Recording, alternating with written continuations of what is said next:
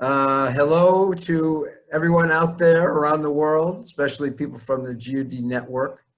And thank you for joining us. We did this Urban Thinkers Campus online with UN Habitat last month. And there were 75 people from around the world watching, and we covered a lot of topics. And one of the topics we covered was ZISPOA, but just very briefly. And so there's a lot of interest in learning more. And so we decided to go ahead and schedule this whole 2-hour webinar. And for many of you already know Nancy and me, but to get the opportunity to know 4 of the extraordinary leaders of ZISPOA over these last 5 years that have enabled us to have a lot of fun, as well as succeed in doing good things that we're really proud of. So we have Angela Danilevicz, and you have Luis Carlos Pinto de Silva Filho, and Luiz Felipe Nascimento, and Fabian Domingues. And you're going to hear, a couple of the big projects and the big groups that ZISPOA has now are, one is called ZISPROF, which is a group of professors, and all 4 of these folks are leaders of ZISPROF. And another big project, big group is POA Solar, that Fabian and Luis Carlos are also part of that. So, so you're going to hear about a lot of things that we're doing now, and then what I want to do is I'm going to give a kind of a birth story of how this all began. And here's the reason why we want to share this with you is that, we always believed from the beginning that ZISPOA could be something really special, as something transformational, a real way to involve people actively to achieve the Sustainable Development Goals and the Paris Climate Agreement and New Urban Agenda and all those things by 2030. And that's what we want to share, is that it's all about people, and that's what I'm going to talk about, how amazingly it began. And also now you're going to get to know the people that I'm talking about and who are keeping it going. And because we want you in cities around the world to consider also doing ZISs. And we had the good fortune after the first 3 years to have 2 other places say, oh, you know what, we want to do it too. So now we have ZISON in Santo Angelo, another city here in the south of Brazil, in Rio Grande do Sul. We have ACTA in Panama City. We're now in the process of working with people through GUD, Global Urban Development, to organize what are being called Sustainable Innovation Communities. So it's a different name, but the same idea. One in London in the UK, and the other in Western Sydney in Australia. And then there's a lot of conversations going on in China and Italy and the US and Canada. So our purpose today is to empower you, inspire you, and to show you that you can do it. And all it takes, like Margaret Mead said many years ago, is some really determined, good-hearted people to collaborate. Okay, so let me begin by trying to set the context that, and now Nancy's got her photo rather than her picture, but anyway. You want me back? Yeah. Wait till please stay. Okay. So that was our first glitch. We're going to show a video, and that's going to be the culmination of my talk. Is this, this amazing video that really launched ZISPOA in the consciousness of Porto Alegre that was done by the city government. So, but before we get there, I want to say that for global urban development, we've worked in Brazil the whole 19 years, but something really special began to happen in 2011 when we did this. We helped organize the world's first international Conference on Sustainable Economic Development for the Energy and Climate Partnership of the Americas, and that was held in Curitiba, Brazil. And one of the great things that came out of that was a group of brilliant people from Brasilia, from something called the Brazilian Agency for Industrial Development, ABDE, as they say here. And one of them is a gaucho from here, an Urgus graduate, Roberto Alvarez, who's now on the board of GUD. But anyway, Roberto and a number of others reached out to Global Urban Development because in the 90s, when I did for President Clinton what became known as Metropolitan Economic Strategy, this national policy that GUD helped globalize, we also did a version for state governments, for the U.S. National Governors Association. And the people in Brasilia said, oh, you know what, we want GUD to work with the state government to do a state level version of our national industrial policy. So that's how the whole thing began. And that was how I first came to Porto Alegre, this place where Nancy and I live and love. And so this began this journey that, so that was in 2011, and Nancy and I came back in 2012 to do a project.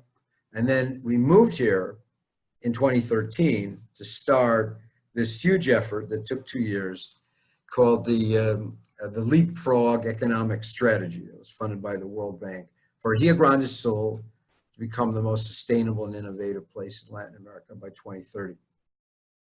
And we also, because of Cesar Rosado, dearly departed, who was on the board of GUD, we got to have very strong connections with the city government, even though we weren't consultants to the city government, we worked for the state government, through something called SITCHI and through the Resilient Cities Initiative, where Porto Alegre became one of the first of the 100 resilient cities with the Rockefeller Foundation. So we moved here in 2013. We did the Leapfrog strategy, and something surprising happened was because the governor that we were working for in his administration, in the middle of the project, there was an election and they didn't get reelected. So by the time we completed the project, we were doing it for a new governor, and they really liked it. And in fact, the governor said, what we want you to do is do it in the city where I used to be the mayor, in the second largest city in the state, and we did work with them for 6 months, with the city government, with the private sector leadership, with university leadership, and even proposed to do a sustainable innovation zone. But it didn't happen for various reasons. So at the same time, because of our relationship with people in the city, including people you're seeing on the screen here, we got a lot of encouragement from the city government to do what we had recommended in our report, which was that the first sustainable innovation zone would be in Porto Alegre. And we even said where it would be, and that the NAS Co-working and Villa Flores would be the two anchors of it. So the people in the city wanted us to do it, but here we were in this funny situation. It was neither a state government initiative anymore or a city government initiative. So we made, Nancy and I, a really bold decision, and I want to thank all the GUD board of directors that blessed this and agree with it. We said, global urban development will take on doing the sustainable innovation zone.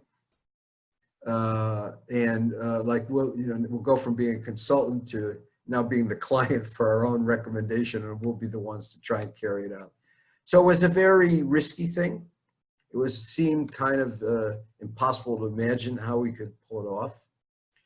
And, but we had some connections with very strong relations with a lot of young people, a lot of young activists, university students, sustainability activists, entrepreneurs, a whole wonderful generation.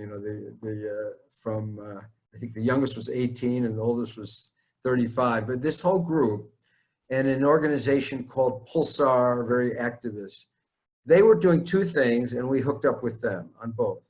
One was to organize something that GUD had been advocating, which was, I think, the first in Brazil, first in Latin America, maybe one of the first in the world, a startup hub and co-working space and maker space that was totally for sustainability, for sustainable businesses and entrepreneurs, for sustainable technologies, for sustainable advocacy.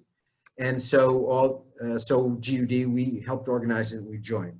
It was called Paralelo Vivo.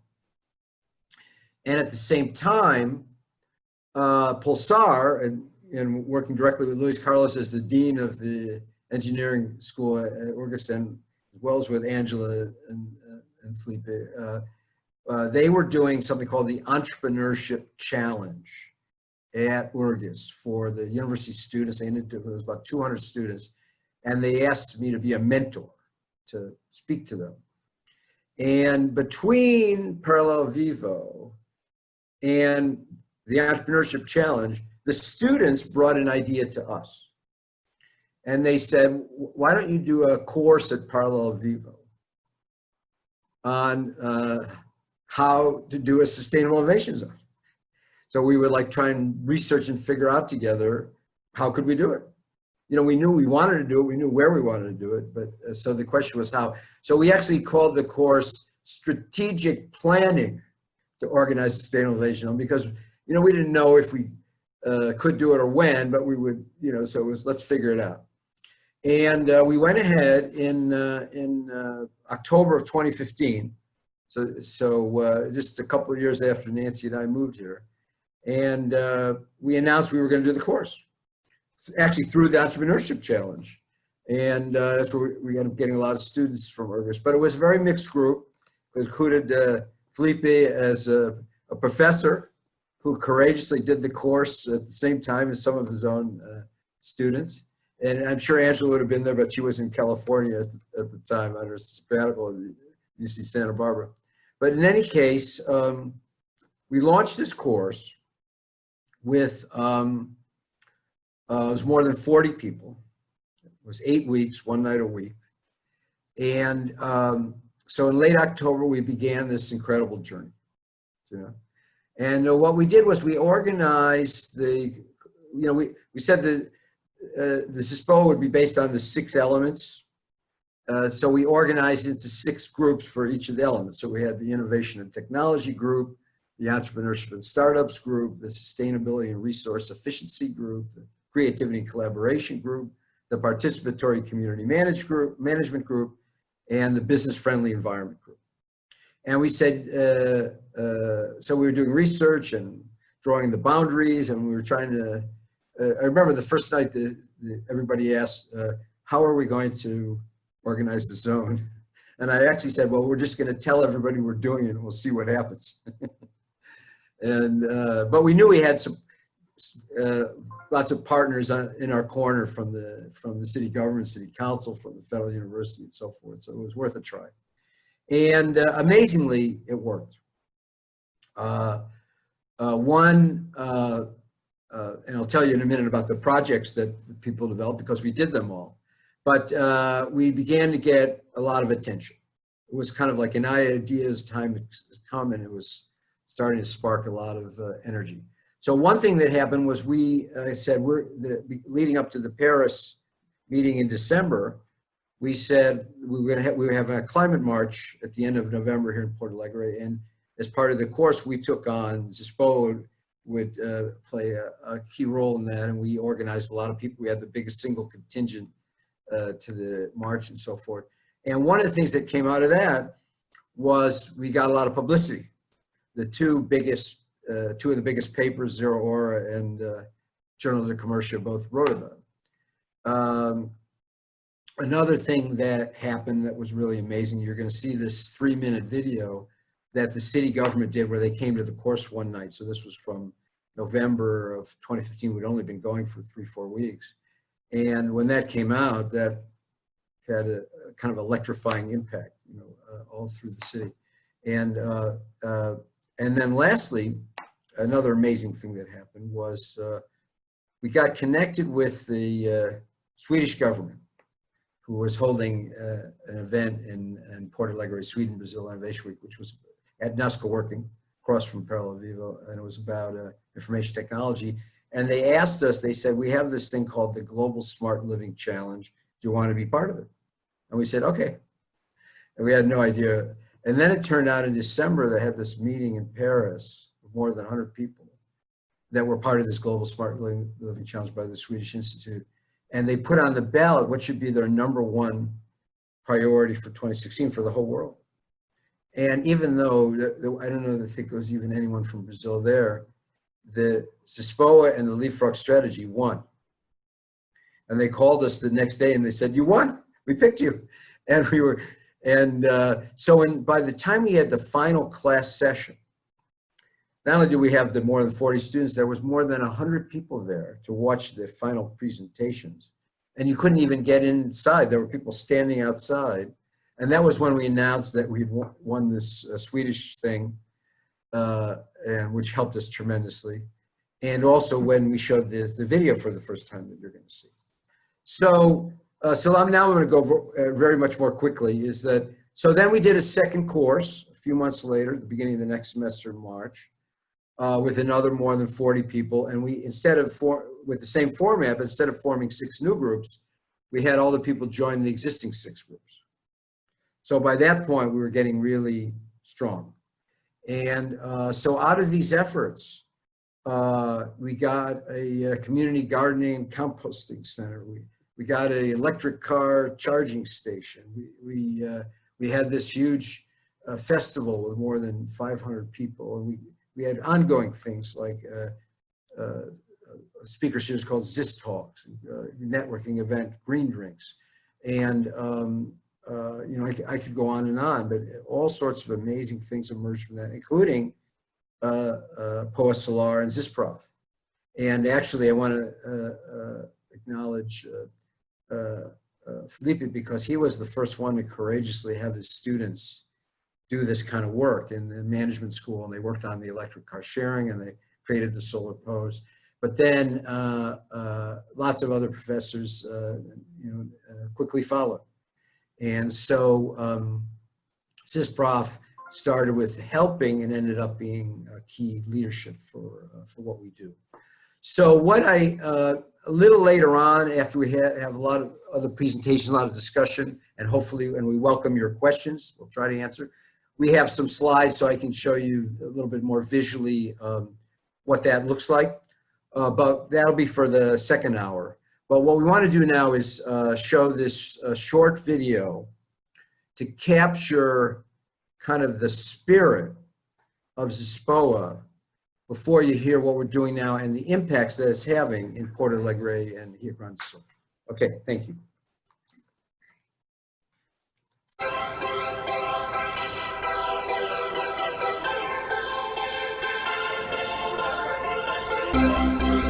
Hoje a gente está aqui no Paralelo Vivo, que é um hub de negócios com inovação aplicada à sustentabilidade. E aqui a gente está conduzindo um curso para a criação da primeira zona de inovação e sustentabilidade em Porto Alegre. Essa iniciativa surgiu de uma parceria entre a Global Urban Development, que é uma ONG internacional, junto com a Pulsar, que é um hub de cultura empreendedora, e o Paralelo Vivo, um hub de negócios sustentáveis. Over the last 2 years, our organization, Global Urban Development, worked with the state government, with funding from the World Bank, and we did a strategy, an economic strategy for the state of Rio Grande do Sul to become the most sustainable and most innovative place in Latin America by 2030. And these are special places in cities that are magnets for talent, that are generating the new ideas and the new activities of tomorrow and sustainable innovation. A minha contribuição para a criação dessa zona foi através do desenvolvimento das competências de cada um dos grupos. Eles se complementam, e para que eles se complementem, todos têm que performar muito bem e todos também têm que ter um bom desempenho como um grupo, como uma equipe. Aí a gente teve uma breve exposição do que cada grupo já trabalhou até agora, e nesse momento está rolando de fato a mão na massa e a cocriação das ideias de ações estratégicas.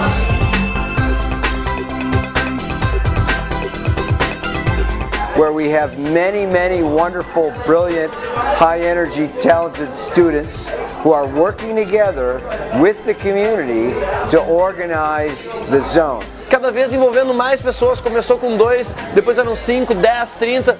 Hoje a gente já são mais de 100 pessoas que já sabem da zona e estão trabalhando para isso, construindo isso juntos. Pensar que eu estou fazendo parte disso, que eu estou ajudando a dar os primeiros passos, é muito motivador, assim, ó. É o que me fez querer ficar no Brasil, é o que vai fazer com que outras pessoas de outro lugar do mundo venham para cá e olhem a nossa cidade como o lugar do futuro, o lugar onde a gente quer estar. Porque tudo que a gente quer é que aqui haja inovação, que haja mais sustentabilidade, que surjam novos negócios. A Pulsar trabalha com cultura empreendedora. And we invite all of you to get involved and to have the zone grow and grow and grow for the whole city, for the whole region, for the whole state, for all of Brazil, and become a model for the whole world.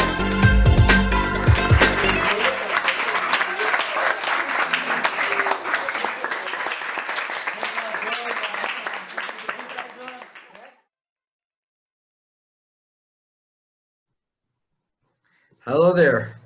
So I just want to say to bring the story a little, catch up a bit more. A couple things that you should know. One is that the out of the Sweden connection, we ZISPOA GOD played a key role for the next three of the next 4, I guess, Sweden Brazil Innovation Weeks, where Porto Alegre became the place in Brazil, because they have them in cities all over Brazil, that was the leader in sustainability, where we had one that was about sustainable energy and mobility, where we unveiled, actually the Swedish ambassador came, where we unveiled the solar electric car charging station. We had one that was a huge bike-friendly festival, where we closed the street. So that was the sustainable mobility, because first was sustainable energy, and then we had one in last September that was called it was all about circular economy and recycling and reuse, that led to something called the Creaton that we were all involved with, which was one of the major initiatives of ZISPOA. You know, we've had these 5 goals: most solar powered, most bike friendly, most energy efficient, most renewable technology friendly, and most digitally connected. And so many things we've done have been following that path. The other thing I want to say, and then I'll end the story, because maybe even just from the video, you fell in love with Parallel Vivo like all of us did. And it had this magical run for a year and a half. And then in February of 2017, there was this terrible flood from the roof. And so it was this beautiful house that basically got ruined, although eventually got restored much later. And so at that time, there was no quick place for all of these organizations, all of these startups to all move together. So then it kind of dispersed and people went to many other places. And so Parallel Vivo became a virtual place in our heart. But at that time, something great happened. I want to thank Luiz Carlos, in particular as the head of the engineering school, is that then ZISPOA got invited to move to the Federal University of Rio Grande do Sul, to URGS, where we've had our office ever since in the historic Centenario building, the headquarters building. And in fact, a project came out of that, which you'll hear about, that through the Polo Solar, we have this project to have Centenario be the greenest building in Brazil, and a lot of faculty and students and others are working on that. So that's where we're based now. And then around that same time, I also became a visiting professor at URGS, which is another reason why we're still here. Okay, so with that, let me turn it over to Fabian Domingues, who's a professor and head of the economics department at URGS.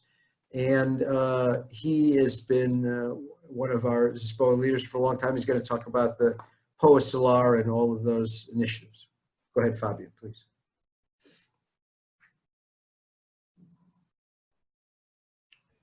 Hi, Marc. Hello, everybody.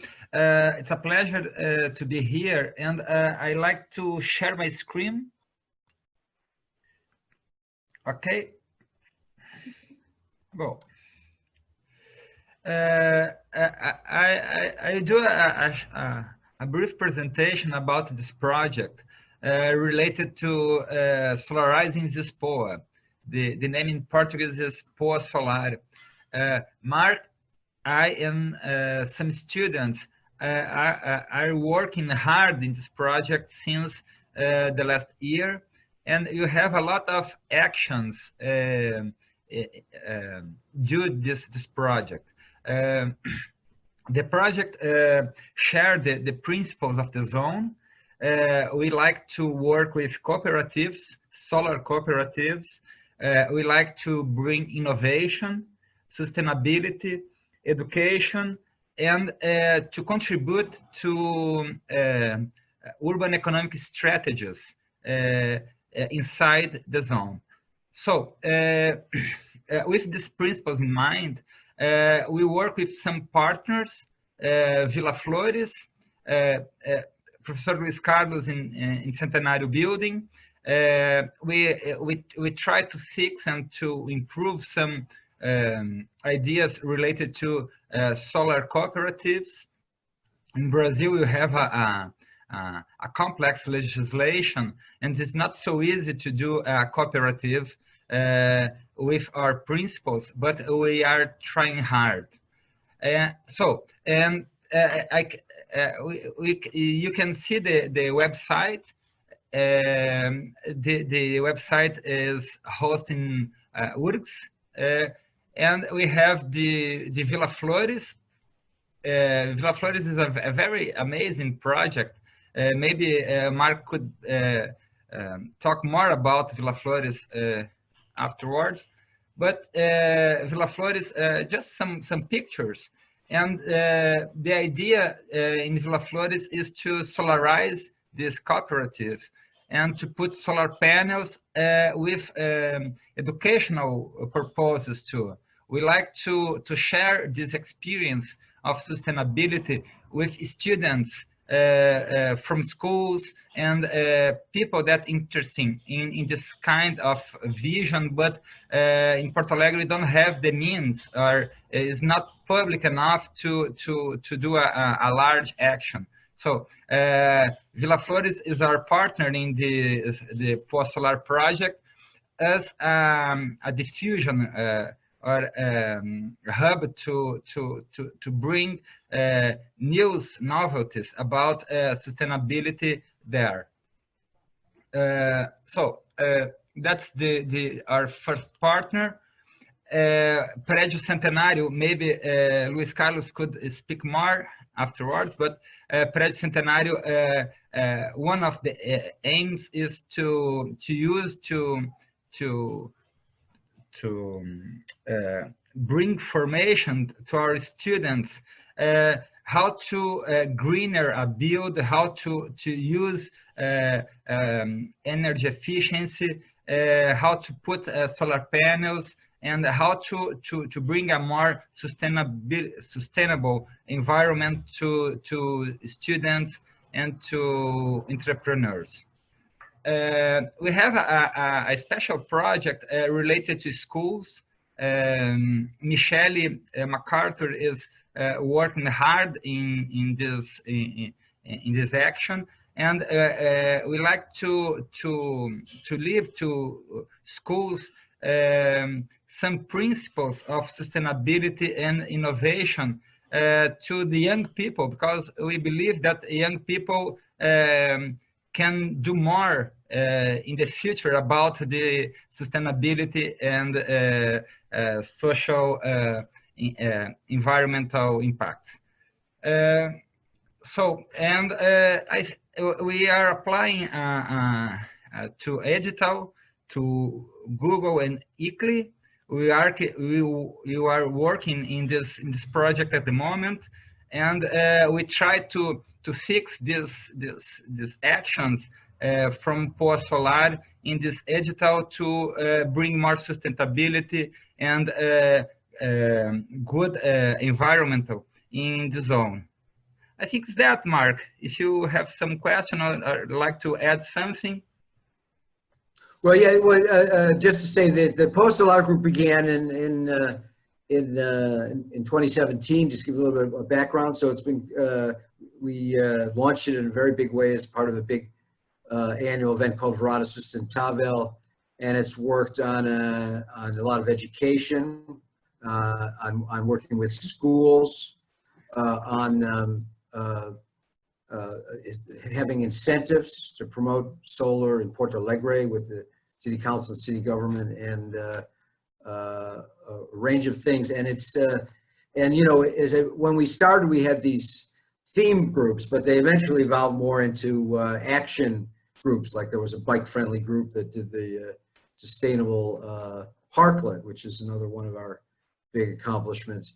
And so that's what to say about. So we think this is a very good model, since I guess we're sharing how we do things, that having these project-based groups that focus on a kind of a broad agenda.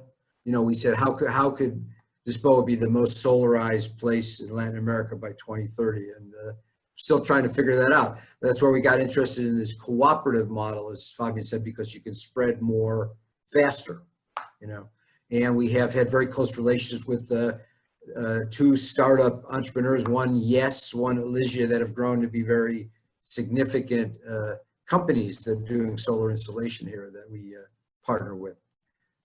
So on Villa Flores, it is a beautiful story. I tried to tell it briefly.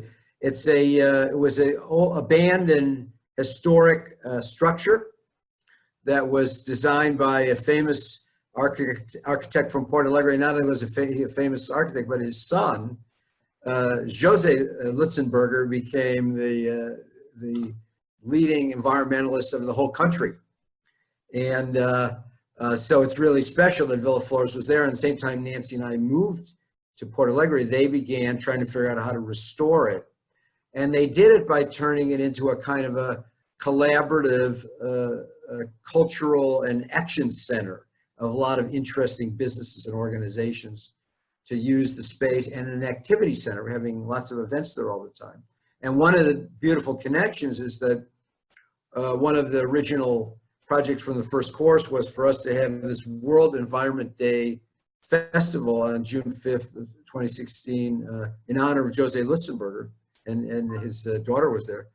And we did it at Villa Flores, you know, which was designed by his father, and we had like 500 people there. It was amazing. So we have been working with them all along, and now we're trying to see if we can use this grant funds to solarize it, to put solar panels on, and even battery storage, microgrid style, and to have it become an education center on solar energy, working with schools, and to work with other collaboratives and cooperatives that are producers for low-income people, and have it be a cooperative itself, because they have all these different organizations that would all be using the energy. So that's the Villa Flores stories. And now let me some other updates, but I'll keep those for the next break. So let me say that one of the really amazing things that has happened, and I think this is very important for the world, because I now believe that one of the best ways to organize a ZIS is to have a ZISPROF group.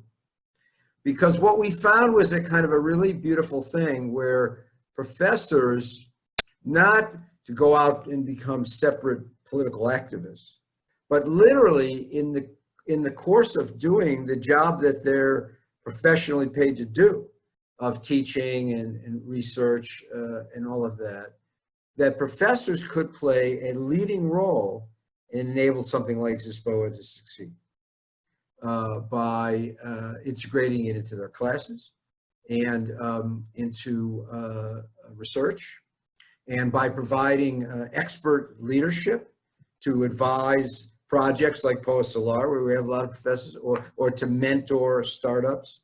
And there's a whole range of things, and to provide I think, a kind of a more mature style of leadership that, you know, that's needed for this youth movement that we were trying to, you know, focus in the right direction.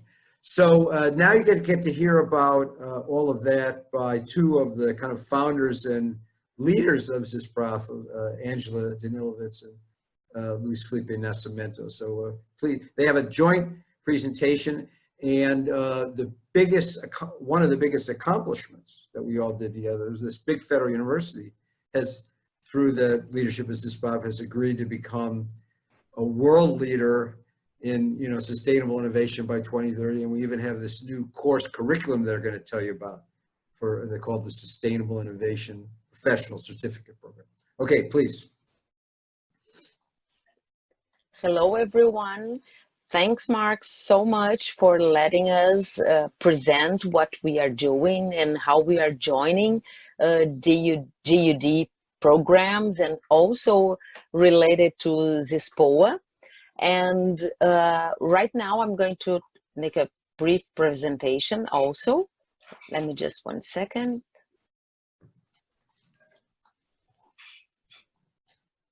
And as you can see, we are ZISPROF. We are professors for sustainable innovation and ZISPOA. And this presentation will be led by me and also Luiz Felipe. And we are professors at Federal University of Rio Grande do Sul, that Marc already told you that it's a partner, I guess maybe the biggest partner of ZISPOA. Okay. The agenda of ZISPROF, I'm going to briefly do some contextualization about ZISPROF. Then I'm going to talk about our program that we call Sustainable Innovation Professional, the SIP program. And then, so I'm going to stay with these two parts, and Felipe is going to talk about the last one, that is going to be the Undergraduate Sustainable Project Awards program. Okay, and you could ask how we got here. This is a very good question. Marc challenged us to do things for our city, because sometimes we need a leader to put us together to do something different. So who we are? We are a group of around 150 professors, and we are from 16 different universities in our state, Rio Grande do Sul. Right now, we are around 50% of these 150 professors. We are from URGS, and URGS is exactly today's active group besides UFSPA, that is kind of like health science, and also PUC, RS, and Unicinos. Here to show you is the way that we meet. We go for lunch together, and over there we do some planning about activities, about our after work things that we are going to do, and it's a very special moment to think about our city, and especially about ZISPOA, this geographic space that Marc told you about. And what we do, we are volunteers. And as we are working, we are doing our regular job, teaching, researching, applying our expertise, mentoring startups, but we want to contribute with a very special way for sustainable innovations activities for ZISPOA. And that's what we do. We go in our meetings, we decide which is our priority, and then we start doing things. So here you can see one of our meetings after work, and we put a group together, and here we were doing our strategic planning of ZISPOA. And as you can see, we are very proud of being in this group, because it's really nice to plan and to really act into things. And we are doing this. You are going to see in Felipe's presentation that we are doing things differently for Porto Alegre. The next one, how we do it. Okay, we have some actions that we take into place, and we use our courses and our research to do what? To teach and create awareness of the environmental issues. Also, we educate people. I forgot, sorry. Fabian was saying the importance of have environmental education. So we also use our courses to put this education, environmental education, in the big spot.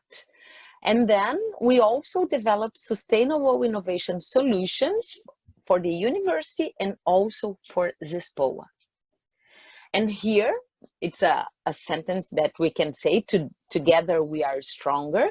This picture is the day when we met the vice president of our university, and we joined efforts for doing a partnership because we wanted URGS to be the Brazilian university leader in sustainable innovation by 2030. And we put this information into our courses, and we are trying to turn URGS greener. Besides these actions in our courses, we developed the SIP program. And what is this? We have two goals. First, to certify future professionals who are committed to sustainable innovation in their areas of expertise, but also to strengthen sustainable innovation thinking, both in businesses and research. Who are our target participants? They are first our students from master's and PhD graduate programs, because we need to learn with this experience. After we do this, we get some lessons learned. We can then extend to other students at URGS, and also we want to spread this experience to other universities in Porto Alegre. What are the requirements for these certifications? Because we want the certifications to be big and maybe one day worldwide known as a very important certifications for innovative, sustainable innovative professionals. So what they need to do, 2 core courses of the SIP program that they have 3 credits each. And then they need to have, because as we think in the circular economy also, we are going to have 2 courses of pre-existing courses in our graduate programs that they can have other 6 credits. And then they have to write down a capstone project emphasizing sustainable innovation, and also needs to be approved by a faculty committee. And we are going to work with these pre-existing courses. They are the valid ones are the one that is our official list. And we are planning to launch this program next March. And that's it. Thank you so much. I guess later on we are going to have a space for questions, but this was the experience that I want to explain to you. And now Felipe is going to talk about the undergraduate awards program. Thank you.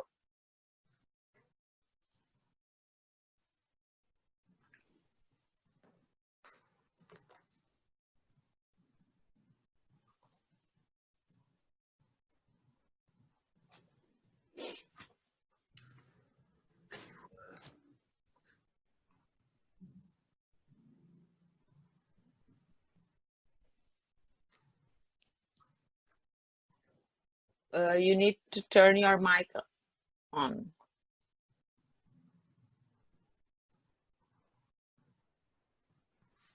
Unmute your microphone, please.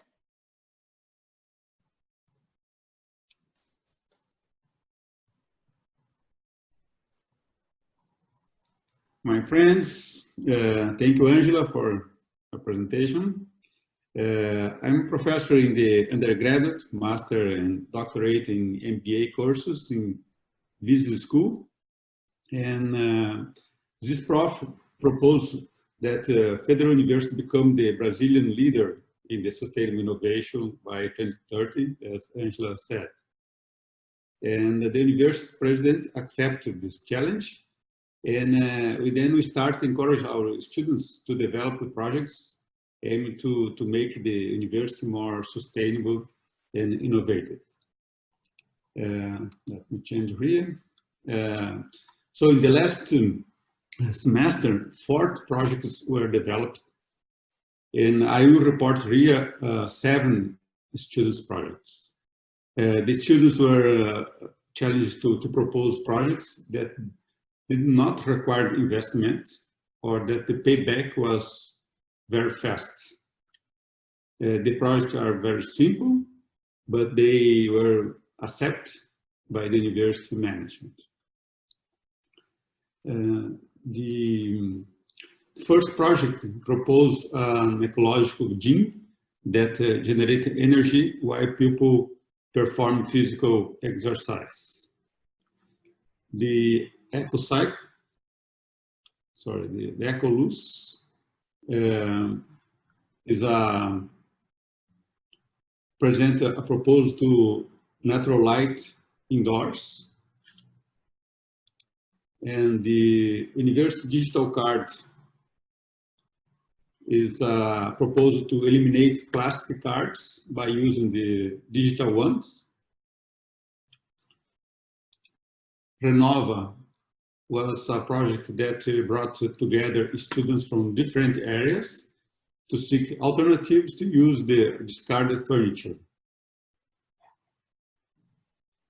And this replacement of paper towels with electric dryers was analyzed the economic feasibility of replacement of these paper tools with electrical dryers, and they present they make some calculations. For example, to purchase an installation of 100 dryers at the university equal $25,000, and we need more monthly energy cost around $1,000. So but the interesting is that this investment can have one payback around 1 year. So it's very interesting project, and as I said, it's important that the payback is very fast. And another project was the proposal of this digitizing administrative process related to academic life. Just 2 processes of academic life, this complementary credits and use of disciplines. These 2 processes is equal 7,000 A4 sheets per month. It means this process equals 7 eucalyptus trees per month. And with the electronic information system, all process will no longer use A4 sheets. And new projects are being developed in this semester as they result in saving for the university. They are a good chance to be implemented. We are talking ZISPOA goals into the university. He is Professor Marc in one of our classes. So that's all. Thank you. Oh, yes, you want to say, tell about, since you have a picture of the solar post, why don't you talk about that? That's an amazing story. This one? Yeah.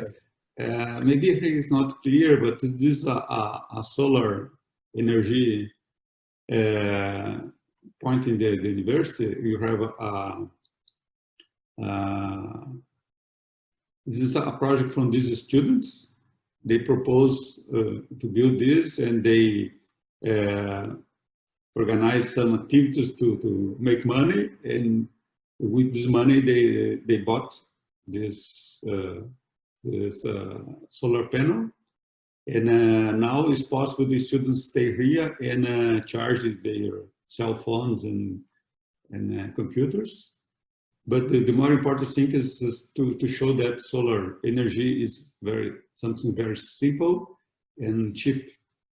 And when you enter in our school, you can see in this project, and so all the students are very proud about this project. And I think thank you, Marc, for stimulating the students to do this. Well, let me thank you. Let me just say a little bit more about it, because people should know about this. First of all, for ZISPOA, it was all volunteer. We didn't have any money to pay anyone. So having all these university students, these brilliant, hardworking, highly motivated university students who were pursuing their education, and in the process also having a lot of fun and feeling really proud, good about themselves by doing research and action that helped ZISPOA and helped promote sustainable innovation. It just turned out to be wonderful, and it's a great resource. Usually it's more research oriented, but this is one that turned into action, because there was a group of students that, here's this huge university that didn't have any solar panels, right? And the students wanted to raise money to put solar panels on the roof of the management school building. And that was what the original project was. And they didn't come anywhere nearly close to raising enough money for that. But they did raise, a good amount. And so we went to one of these solar startups that we work with, and they said, well, instead of having be a failure, let's make it a success. What can we do for that amount of money? And they said, we'll invent a new product that they didn't even have before. They called it a solar post. And it's basically, as you couldn't see the top, it's a big pole with a solar panel on the top and has a battery. And then at sort of eye level, it's got these USB ports. And so that became the first solar panel in the whole university, done as a ZISPOA student initiative. So now when you're hanging out in the courtyard, you can charge your phone or other electronic devices from solar power. And so Felipe made it a competition where there are all these different groups, and the group that did the solar post won the prize. This most sweet part of the story is that the solar post then became like a new product. That was a new innovation. And so later when we did what was called the sustainable parklet, which, and Angela could talk about that because it uses something that was developed at Oregon the Engineering School, these eco blocks out of recycled concrete. And so that's one key feature of it. But another key feature, it has the solar post. And here's the best part of the story. The woman from Alicia, who was in charge of the project of doing the solar post for the parklet, is Carolina. Was one of the students of Felipe that won the prize for doing the first solar post. So now she's a sustainable innovation professional. So isn't that cool? So that's the first thing I want to say. The second thing on which is I didn't properly introduce. So Angela is a professor of engineering, the head of production engineering department, and Luiz Felipe is a management professor, teaches social environmental management, and both of them are national leaders in their fields of sustainable innovation. And I also did say that all six of us here on the screen are members of the board of directors of Global Urban Development. And people should know from around the world that because of all this work we're doing, it used to be the biggest single office of GD was Washington, D.C.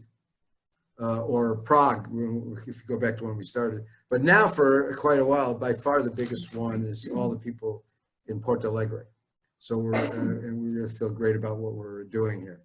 So just to pick up on one more a point to bring up the story, which is that I didn't say earlier, is that right around the same time we did that World Environment Day Festival, keep in mind, we had only been going for 6 months.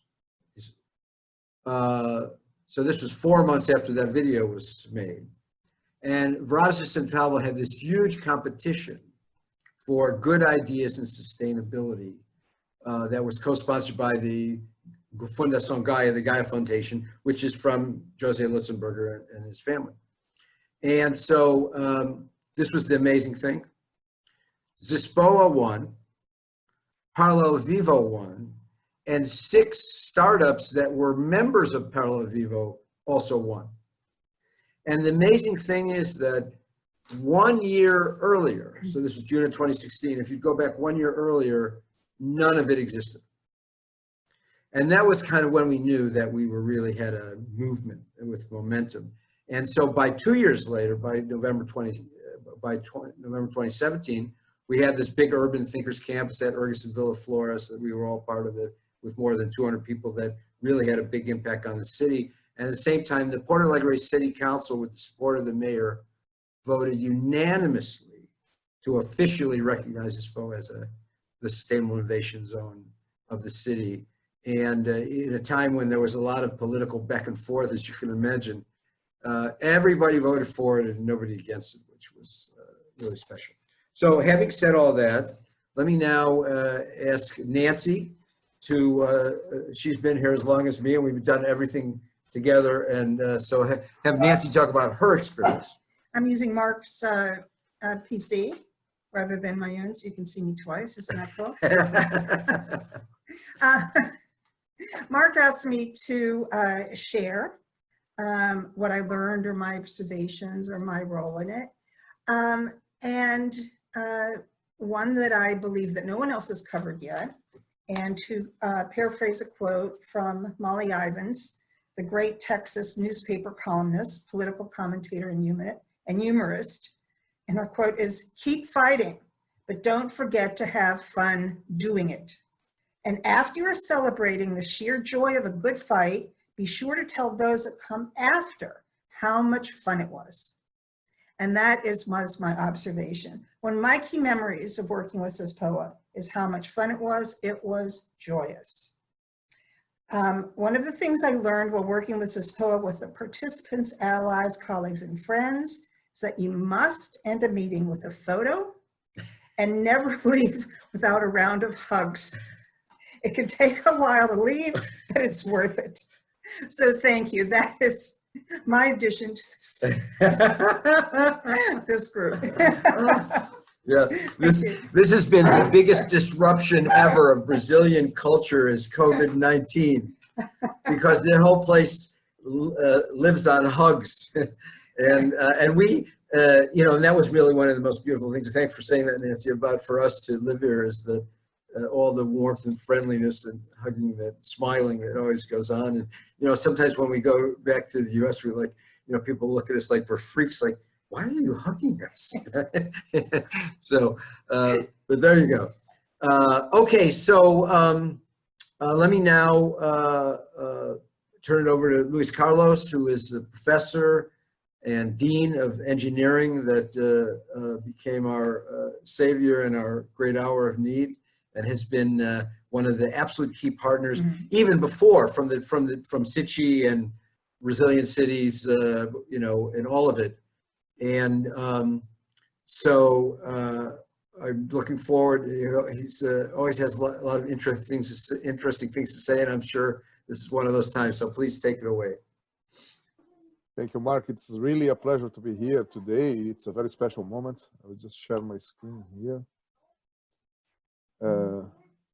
so we can partake in some of these memories. And I think I was very happy when you invited Marc to kind of wrap up things and talk a little bit about this trajectory, because I really think that we are building something amazing here, and it might have global impacts on this small city out of the axis, but very special and very innovative. And that's why I think you and Nancy kind of fell in love for Porto Alegre, and why we are kind of have a very special moment. And I'm very proud to say a little bit, to chronicle this history about what we have been doing and what are special and what we can share with other people around the world about how we can build things together and be ambitious, but at the same time be very pragmatic on starting doing things now. So I was invited, and I tried to put together some of the remarks about this trajectory and its impact on POA in Rio Grande do Sul. And it's amazing how much material I had to choose from to do a really short presentation. And it was very nice to remember some of these moments. They are really very special. But let me turn the clock back almost a decade, and it's amazing how time passes, isn't it, Marc? In 2011, as you were reporting, you were doing that conference, and we had Alvarez kind of falling in love with you and referencing you to the state of Rio Grande do Sul, who was at the moment with a new government.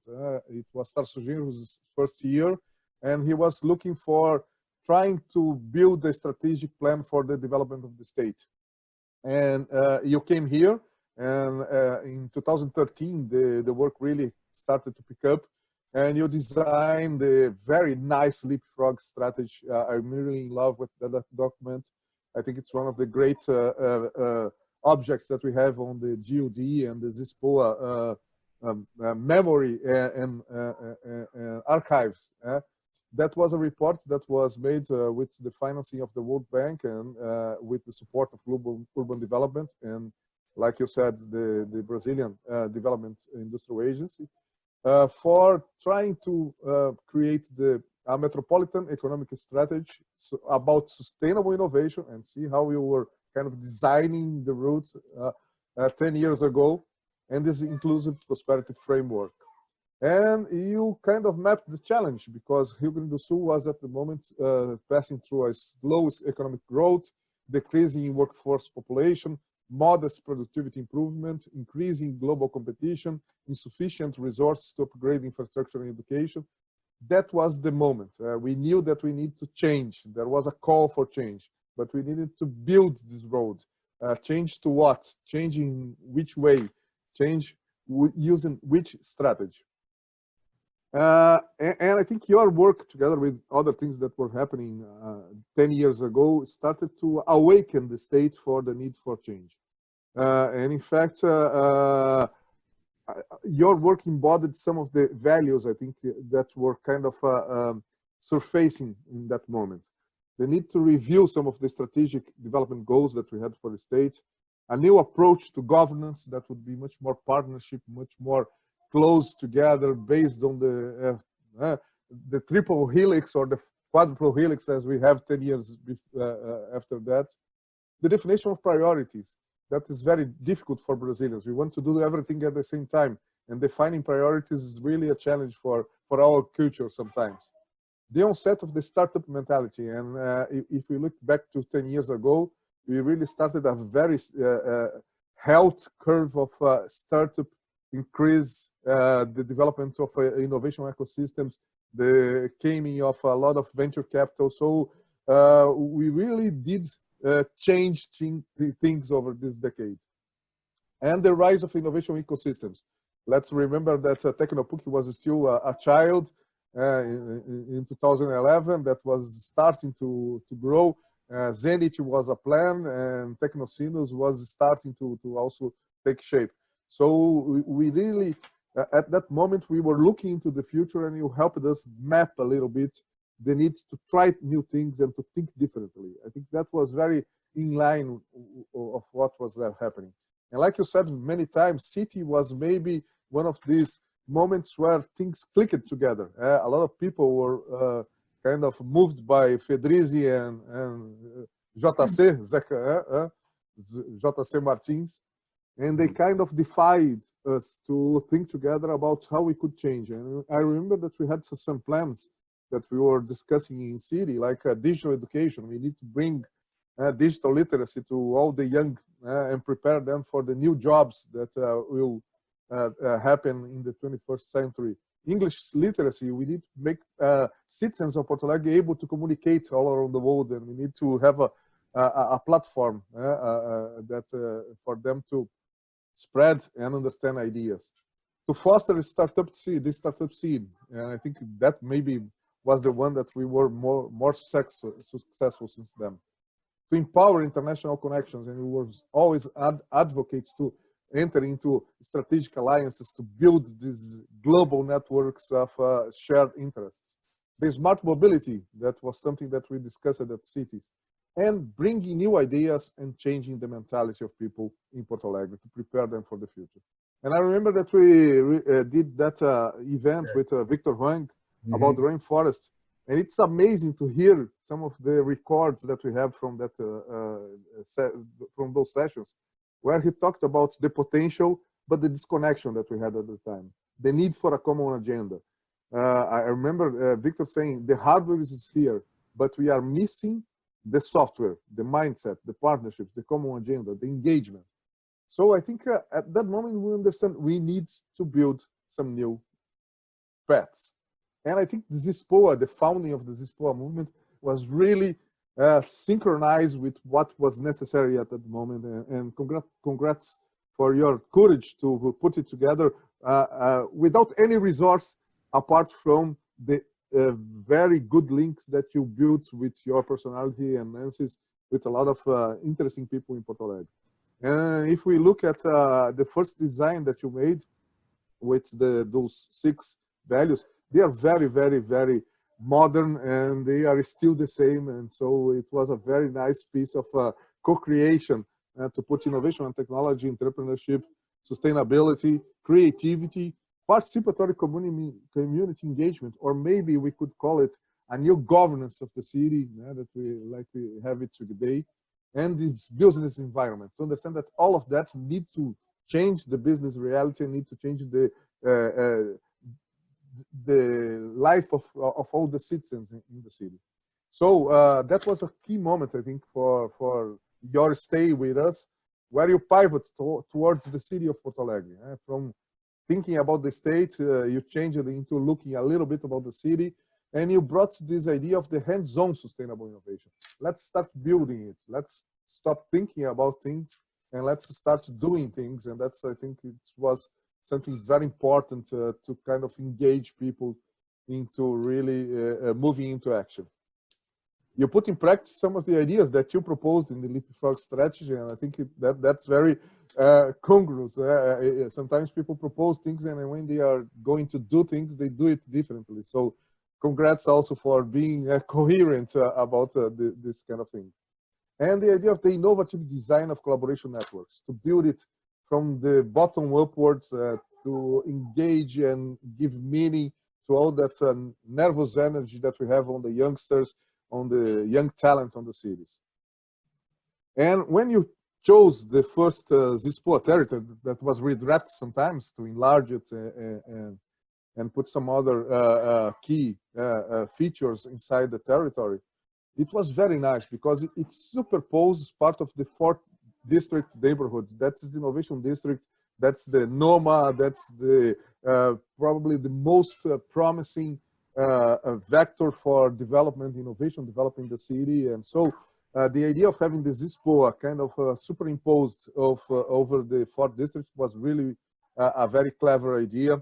It also had a strong links to a strong creative economy cluster. We have partners in there that would be recognized being in Amsterdam or in London or in New York or Los Angeles, like Villa Flores. It's an amazing place. Really, you should get to know it if you come to Porto Alegre, please. You were connecting to the emerging innovation spaces that were at the same time. Nós Co-working was the first, but we have now the Fábrica do Futuro.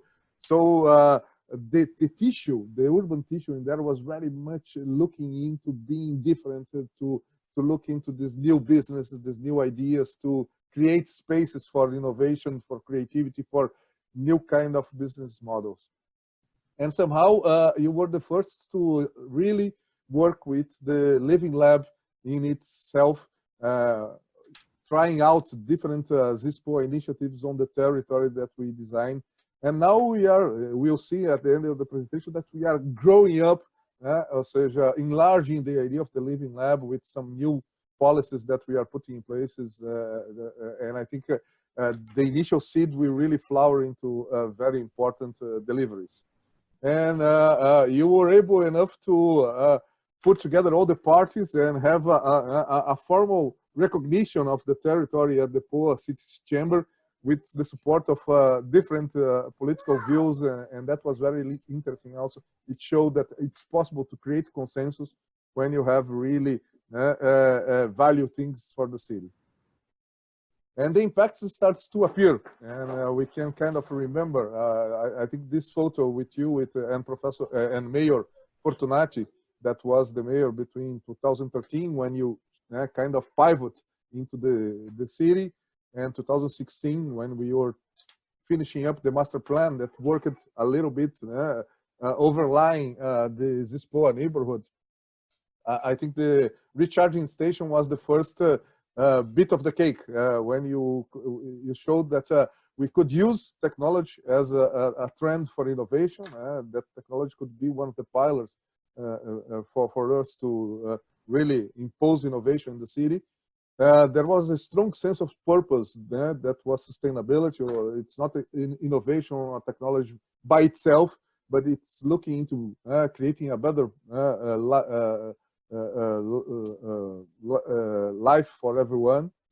The drive for enacting change, really, the maker spirit was there, and the agile delivery. Which are the quick wins, the low-hanging fruits that can really create movement and mobilize these young talents that it's really anxious to see things happening and to see the reality changing. So we were really able to engage startups, young talent, and thanks for that. You showed us how much we have in terms of the power of the youngsters in Porto Alegre. And it was a very grassroots and open movement, but with very intelligent and strong ties to government and academy. I think it was very well drafted. So ZISPOA, in a sense, helped foster a sense of the value of innovation that is now spread over Porto Alegre, and about the importance of sustainable tech development. We need to build this with technology, but looking into being more sustainable. We will be greener by more technology, not less technology, and I think that's a very strong message. And of course, there were lots of work, lots of initiatives. I couldn't partake on all of them, but I love seeing some of the pictures from the Josefina parklet to the amazing solar tree that you created based on the one at URGS, at Villa Flores. Some of the walks with the students, the urban thinkers that I was part of some of them. The importance to bring these ideas to, and the green drinks, because there is always the need to enjoy life, Nancy, like you were saying. And I remember some of the green drinks at Orbita that were really amazing, and how much we shared over those moments. So you really passed lots and lots of hours kind of dedicating yourself to different initiatives. And I'm sure that some of the seeds will really turn into very beautiful plants and flowers over time. You also made very strong impacts at URGS, and I think the many things, and when you came into URGS, I think this speed up. The Urban Thinkers Camp really started a whole group of students in thinking about urban intervention, hands-on. Some of them went to other places and they are doing their careers, and I think they will have a very strong impact on the future of Porto Alegre when they returned and started drafting these new ideas into actions for the city. The pilot sustainable innovation projects that happen on acolhimento, on different classes, and that Luiz Felipe showed are amazing, because students are really thinking now how can do things hands-on with a lot of engagement and really change the reality of the university and the city. There's these talks and the awakening of talent that they provoked were really amazing. The ZISPOA and how they are bringing the sustainable innovation to the classroom. And Angela is maybe one of the best examples that we have about it, how she brings all these challenges and makes students work and deliver results about it is amazing. And I was really looking forward to the Sustainable Innovation Professional Certificate this year. Unfortunately, with the pandemics, we had to postpone it to 2021, but I promise that I will work very hard to make it a great success. I really believe in it as a multidisciplinary transversal learning experience that can really tie up students from different courses and make these amazing teams that have this richness of experiences that can propose disruptive and new things in the sense. And here you have the president, you have our vice president for research, and we were all kind of showing our appreciation for you and ZISPOA at the end of 2019. I think one of the last times that we were together, all of us, physically, but we will take it back on 2020 and 2021 when we launch officially the SIP certificate. And the impacts of ZISPOA, they kind of went beyond Porto Alegre. And like you said, we already have some ZIS in other places, and we look into London, we look into Panama, we look into Sydney. But I think the effect that the idea of ZIS had in Santo Angelo is maybe one of the most beautiful ones, because it was a small city that kind of decided to build its future on the inspiration of the ZIS. And they really had an amazing work, and they have some strong leaders in there. That Elenice is an amazing person that really bought the agenda. And I think we need to monitor how Santo Angelo will become very different. And in fact, Santo Angelo was not one of the cities where innovation was a key issue in the agenda. And they started to, when we drafted the map of the innovation of Rio Grande do Sul, Santo Angelo appeared because of the ZISAN. So I think it's a very nice experience that we need to monitor over time, because they are really building it in a place that we wouldn't expect innovation to be the main development strategy. And I think it's an amazing case that we need to share with the world. Well, these last 4 years were really amazing, because some of the ideas that city, that ZISPOA, that all of us started to throw around in the wind, they really took place when the Innovation Council, created by Mayor Marc in 2017, proposed the idea of the Innovation Alliance, the idea of the pact that was on our talks about rainforest. And the Innovation Alliance between URGS, PUC, and Unicinos were really a major movement in the city that really galvanized a lot of things and really brought us the support that we needed to propose the Pacto Alegre, the Innovation Pact of Porto Alegre. That's really the idea of the common agenda that it's propulsing a lot to the city, and a lot of players are important. And ZISPOA is maybe one of the main inspirations that we have, Marc. The ZISPROF really brought some of these people together, the Green Parklet, the Strategic Alliance that we are building together, Solar POA, all of these kind of sustain a lot of the projects that are on the innovation agenda of the city. And I love how you put sometimes challenging agendas, like let's become the most sustainable, innovative place in Latin America with solar power, energy efficiency, digitally connected,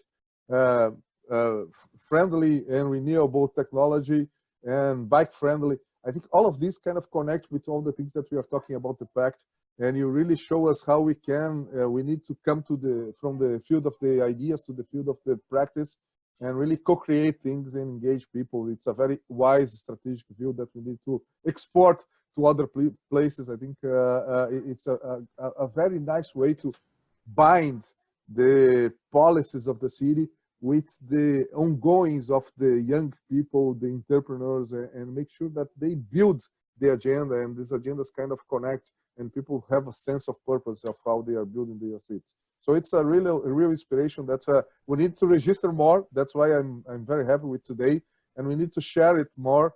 and we need to really spread over the world. I think it's a very well thought and successful initiative that we have been building over this decade, especially this last 5 years here in Porto Alegre. And there are very nice and exciting ongoing initiatives like ZISPOA that has all these partners, and always these ZISPOA and partners. That's the power that is also behind the Innovation Pact. The idea of doing it together, of bringing many players to have the same agenda. So Villa Flores, the startups, the guys from the economic science from URGS, the guys from engineering from URGS are all involved. And I just delivered 2 more talented young professors into your hands, Michael and Mariana. They are amazing. Building this solar power that I'm sure that will kind of launch the basis for the strategy of Porto Alegre to become really a solarized city. The Centenario Green Building Project is one of the ideas of the Living Lab, and we are very excited. Again, we wanted to put some of the measures in place during 2020, but we will look into making sure that we build together this project to be a showcase for the whole city about how you can change things around. And it's amazing that we have the whole university starting to turn into the sustainable agenda, and that's an amazing work of all that are here today. The Criaton, I remember the Criaton, the urban solid waste challenge that we put together with the city authorities, with some of the innovation spaces, and that has turned into startups that are now being widely advertised in Porto Alegre, doing with residues from the civil industry, construction industry. So it's amazing to see how we can, again, put the challenge out and support people so that we build initiatives that can respond to the challenge. And I'm kind of being a little bit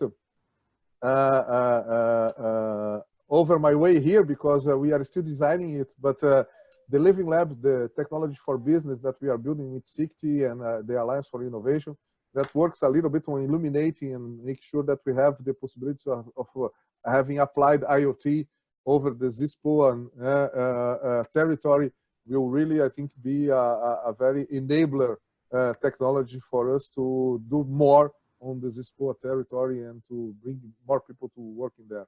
And thanks for the help that you have given us with the hands-on for district project of the Porto Alegre, where you have Pacto now, the Association of Local Business, the Engineers Without Borders, the technology that we are bringing from the green blocks from ONG Solidariedade, all together trying to shape this new piece of the city and influence the rest of the city with the projects that we have in there.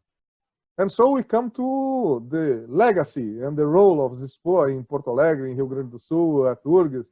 That's still under construction. So we are just making notes. It's not an end paper yet, but I think ZISPOA is proving that it's possible to generate a model to foster sustainable innovation clusters. And this model really should be tried out in other places. We are very confident that it will be successful also in other realities, because it depends on people and on a sense of purpose that I think many cities have and can use to build their ZIS. Contaminates the city and the state view or development with sustainable innovation values. I think that's a legacy that was brought together from this whole decade of your activity here. You have to inspire and empower lots of young talent, and they have a very strong sense of purpose, and they will be probably leaders on the new Porto Alegre that we are creating. You have established innovation as a means, not an end, on the POA strategic agenda. That's very important. That came also with the pact. Innovation as a means to better quality of life.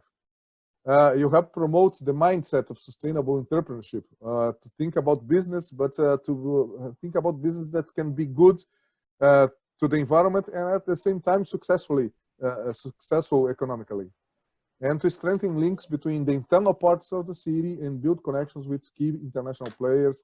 And I would love to have more GOD members, international GOD members, coming to Porto Alegre and sharing their experiences with us. And there is much more to come, I'm sure.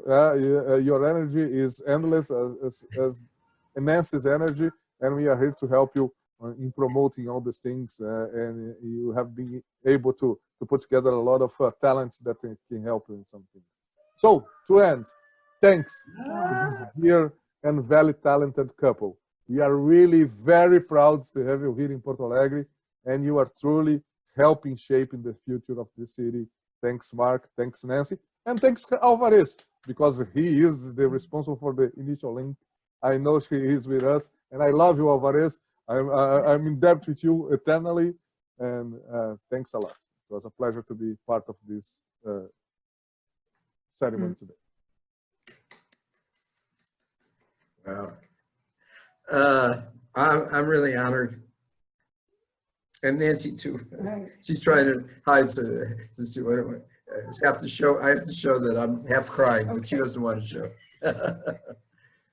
So and thank you. And actually, that was such so brilliant. And so now I'm putting on my hat of getting back to work. So let's really work together, figure out how to use that, because that is, in a way, that's the first time that story's been told. And I'm really touched because, we were so focused on ZISPOA in kind of the narrow sense that now we see in a way that you expressed wonderfully, the broader impact. And so I just wanted to say two things quickly about that, is that if you go back to, this is part of the story, if you go back to the slide that Angela had about ZISPROF at lunch, and there was two people in that picture that now would be good to tell about it. One is that at the far corner was Jorge Toneto, who was I guess he actually still is. He's a business professor, international business professor at PUC, and he's part of ZISPROF. And he was, from the very beginning, the Secretary of Finance for the city government when we were doing Sichi and the 4th District and all of that. And he actually, even when we had the original boundaries of ZISPOA, which was very small, by the way, it's expanded 5 times from where we started. He was one of the few people that actually lived inside the zone. And so he was involved from the very beginning. Now he's the Deputy State Finance Secretary. But he had this year in between where he went back to Santo Angelo, which is where he's from, to be the Secretary of Innovation for the mayor. And the two of them decided that they wanted to do ZISON, and they hired Elenisi Reese to coordinate it. And it's really been amazing, as you said.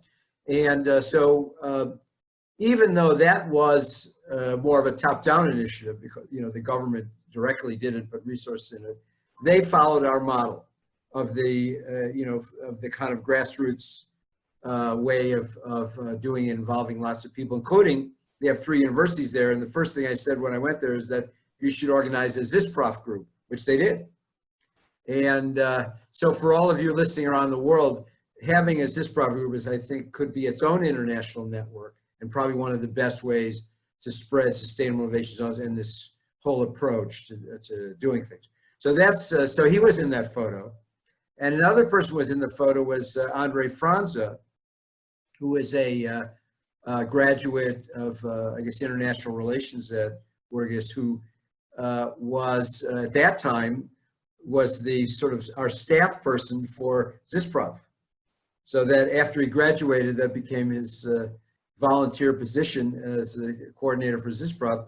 And when the new governor came in, now we're on our 3rd governor since we've been here, and he created the Secretariat of Innovation, Science and Technology, with the head being Professor Luiz Lambi from Urgus, who was Vice President of Research at the time.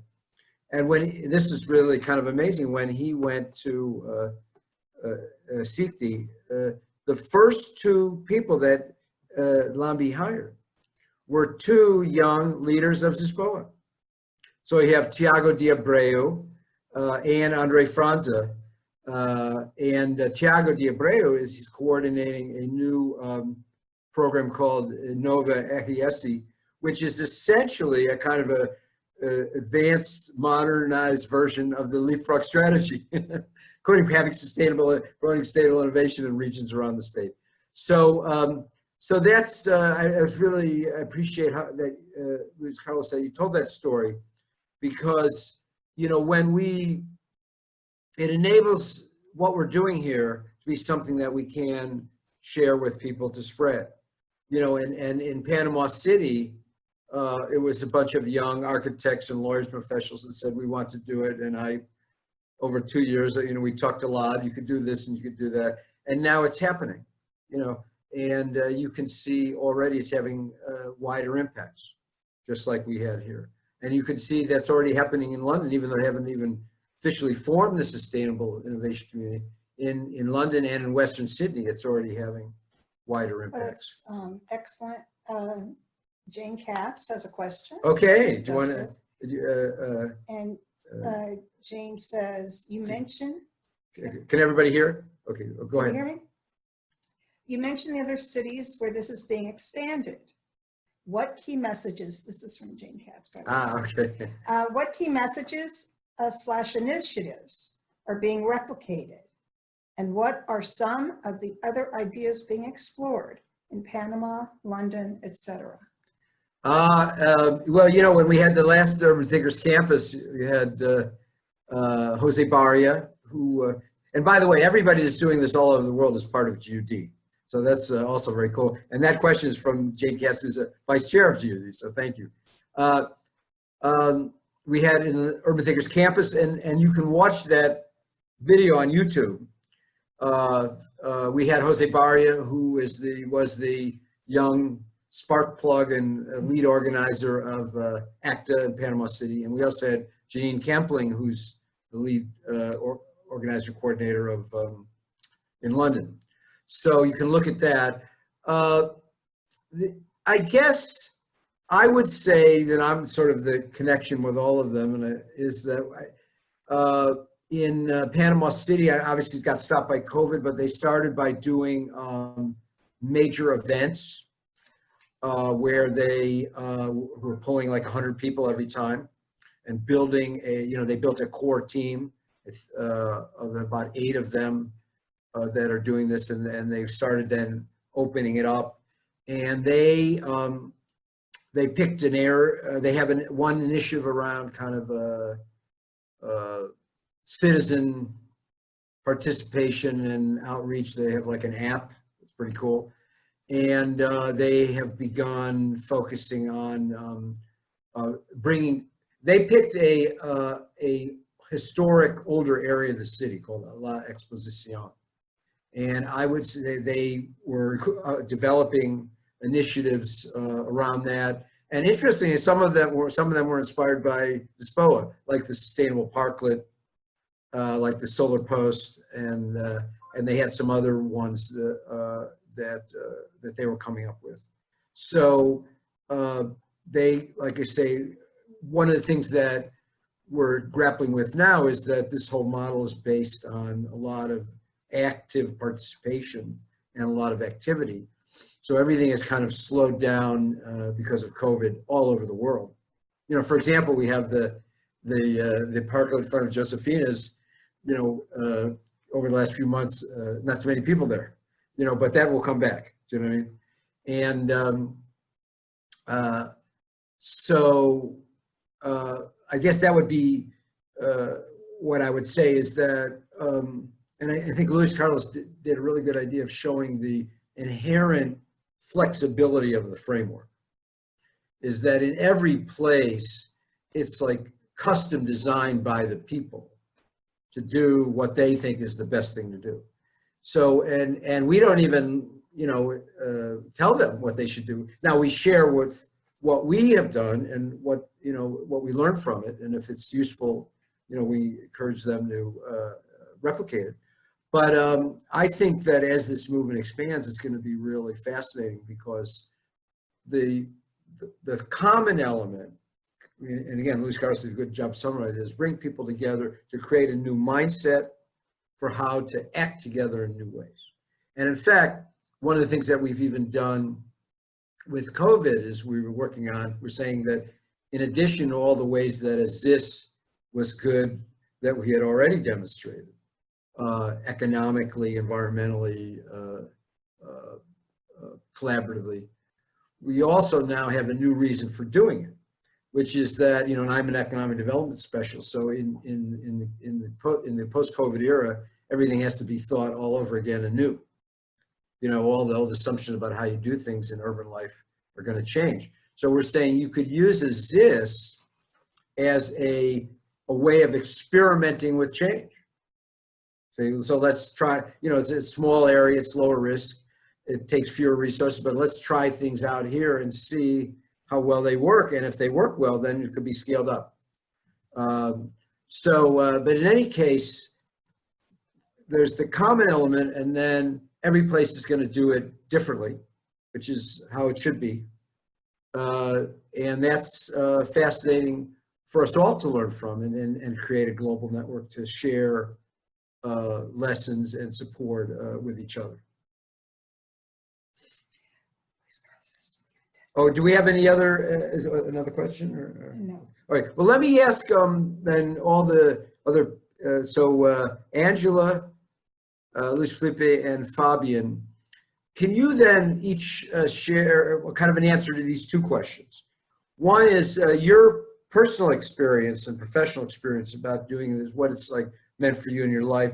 And two, this issue of how you see the impacts rippling out at Urgis and in the city and beyond, the way Luis Carlos discussed it. So, Andrew, you want to go first? Yes. Oh, sorry, Felipe, go ahead. Yeah. Your microphone. Yeah, sound, yeah. Sorry, I want to share a part of the ZISPOA story that I don't remember which year was that, but Marc was invited to talk to the students in a Urgis event called Entrepreneur Challenge, I think. Mm-hmm. And after that, in this event, Marc said that, well, unfortunately, our state government will not continue with this, not implement this proposal, the leapfrog strategy. And then after that, the two students, Ricardo Perezon and Rolf Bittel, invited Marc to drink a coffee and said, but this is very interesting. How can you continue with this? How can you help us to implement this strategy? And then these two students, the undergraduate students, beginning with the movement and asked Marc to organize a course and to teach about this leapfrog strategy. I think this was the beginning of the idea from this project. You know? So it's important to note this. Yes. Thank you. Oh, that's beautiful. Yeah, because it was really their idea. They said, well, why don't you teach this course? And, I made it out like we thought of it. Actually, these two students thought of it, Ricardo and Huff. And it touched my heart because it brought me all the way back to the 1960s when I was their age and a young activist, Stanford and Berkeley. And I thought, well, okay, why not? Let's try. We didn't have much to lose, and then look what happened. And one of the things I remember when we did the class, I told the story about there was this rock music station in San Francisco in the 1960s, and they had this very radical newscast every night. And so the guy that did the newscast, he would always end the same way. He would say, that's the news, and if you don't like it, go out and make some of your own. And so we said to the students, okay, we're going to make our own news. And that's what we all did together. Yeah, okay. And I was going to say that it's really nice to be part of this movement about this change, this mind shift in our city. And it's really important. It's not, we didn't prepare this, but Marc, you are more than a leader of our group. You are the spirit of ZISPOA and everything. So we are so grateful, we are so happy to be part of this. And you know, it's a lot of work because we do most of the things after we finish our ordinary activities, but it's so good. As Nancy said, we have fun. Yeah. And we motivate our students to also have fun doing these activities, doing their projects. And after that, everyone is so proud about what they did and what about the possibilities of implementing those projects, and showing to our vice president of the university and being recognized. And one of the projects already was submitted to an award in France. Yes, and you know, it's kind of a movement that is growing more and more and more. And what makes me feel really proud also, that it's not an ordinary project, it's an environmental project. We are thinking about our future, about our kids' future, about our grandkids' future, to have a better city, a better state, a better country, and that we can say that I help at least a little for getting there. So it's hard. We have lots of work, but it's really great to be part of it. Thank you. Fabian, please. So it's hard to say something more about all what is said, but I like to point out a special relation with Marc in share classes at Professional Master and Procure.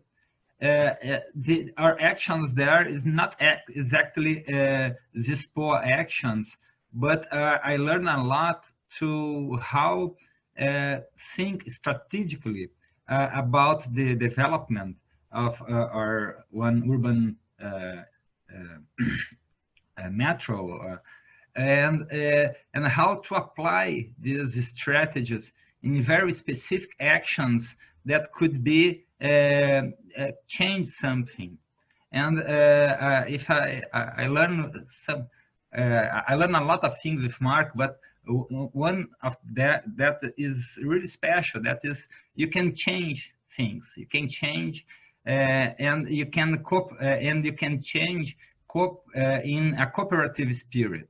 I think that is the great spirit, this cooperative, that in fact we have more work and more concerns with that, but we have fun because we feel part of something bigger, you know, something that has a proposal, has a sense of destiny. To okay, we have the elements, ingredients, and many times it's hard to fix these elements together. And Marc foresee this, how these elements could be joined together, and even how the professors of URGS can talk with each other, because I think it's amazing. But I know a lot of professors and postgraduates through Marc, and I think it's a really amazing experience, because as Angela said, we change the environment. We change it's not just university, but it's our city, our region, our moment in the historical context, and the things makes more sense when we are near Marc and his strategies. Oh, thank you. Angela. Yeah, please. I would like to say a little thing that I forgot, but additionally, we have a support of our environmental office. And yes, at all Urgis, the yeah. yes, at Urgis. Okay, they are a key partner also.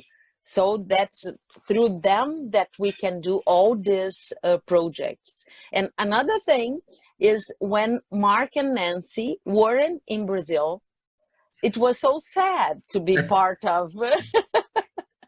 So that's why I wanted to complete on the last talk saying that you must be close to us. And that's why you are the spirit, because you make this easier. You make this funnier. You make this everything happen when you are with us,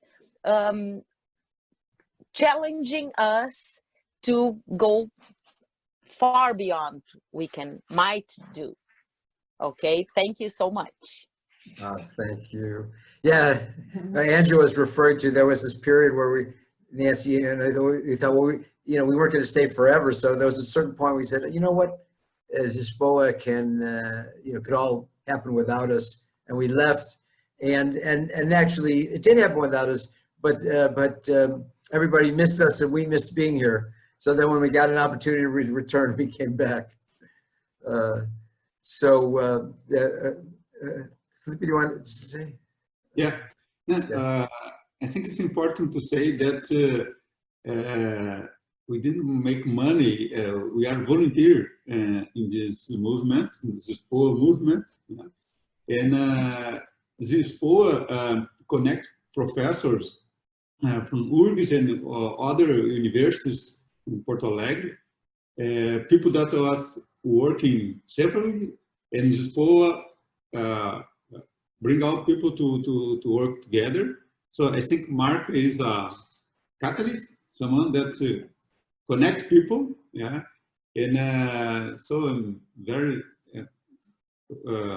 happy to this, to be part of this movement. And thank you, Marc. Thank you, Nancy. I think you are in our heart. You are part of this story and very important for Porto Alegre innovation system. Thank you. Thanks. One thing I wanted to say because Fabian brought something up that we didn't include in the presentation, so let me say it now, which is this is another part of ZISPOA, because I teach in the postgraduate program in urban regional planning, ProPOR, and also have taught in urban economics with Fabian.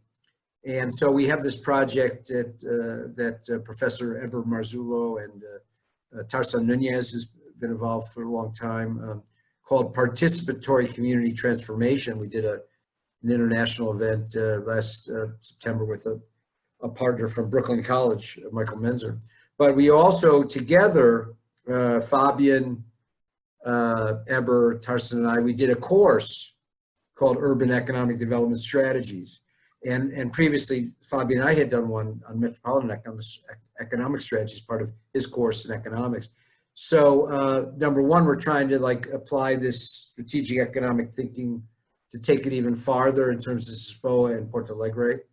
And also we think, just in the same way we did the Sustainable Innovation Professional program, to create an interdisciplinary kind of economic strategy program that's more professional and action oriented, that we would love to have it be a global program, and have people from, do some of it in English and have people from all over the world be part of it.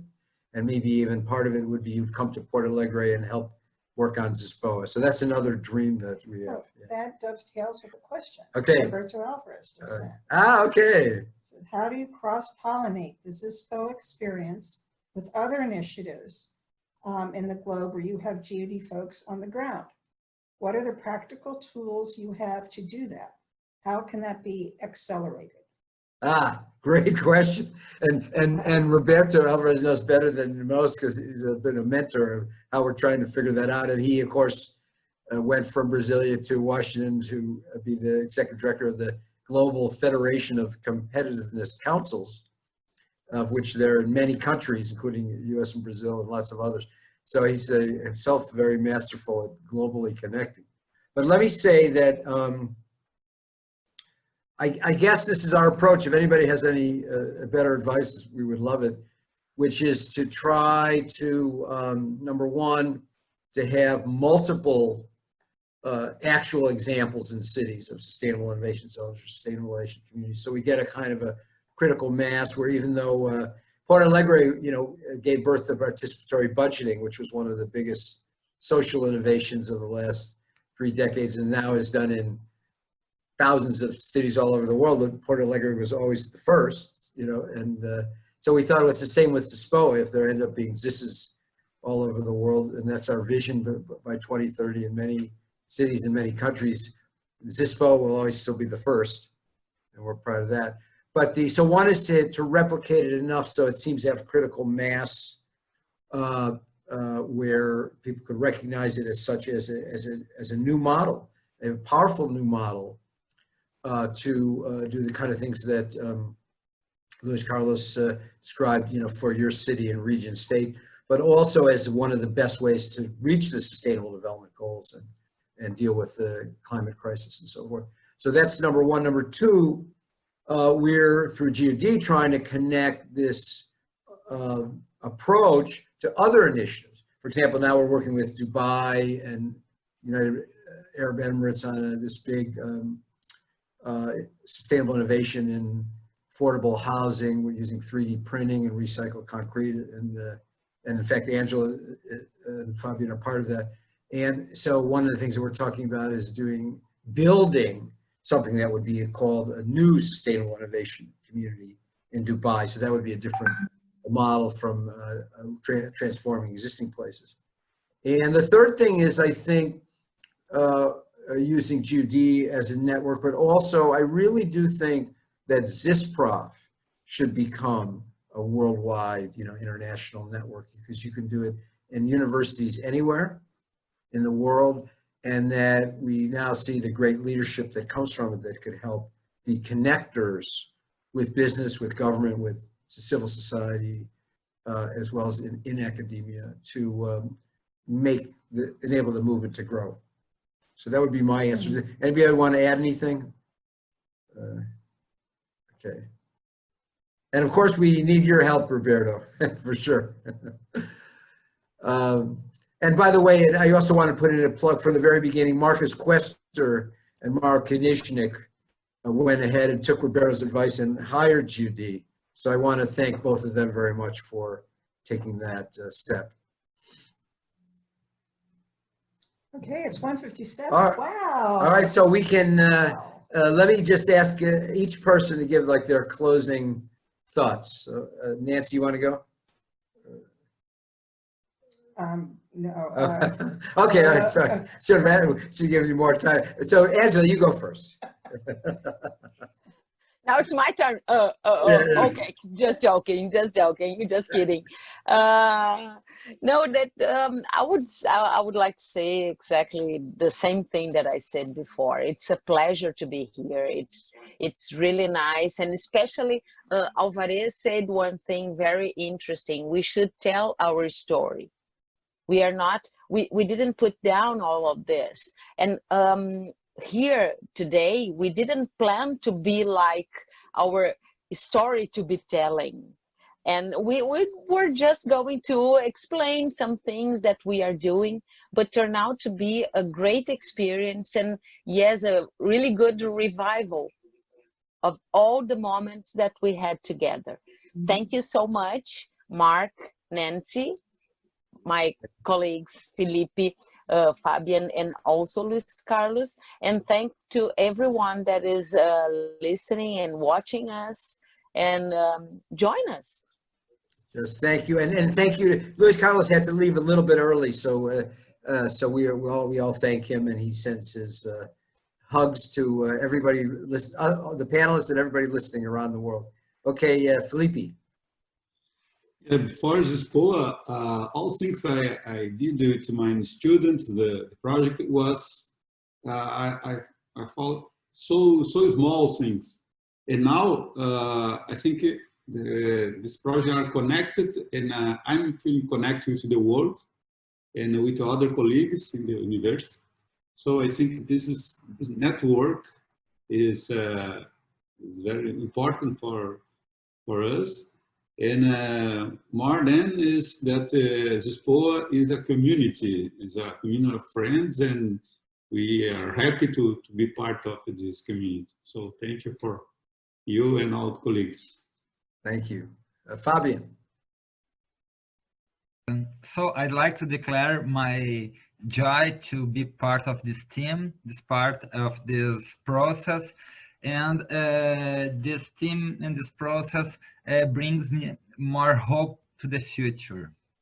And I'd like to continue to work with you guys and say that you are amazing, and it's really good to have these purposes on our university and this kind of friendship among us. Thank you. So okay, Yeah, yes, Nancy. I also thank you for all the beautiful things that you're saying, and Porto Alegre and you and ZISPOA have gotten in our hearts.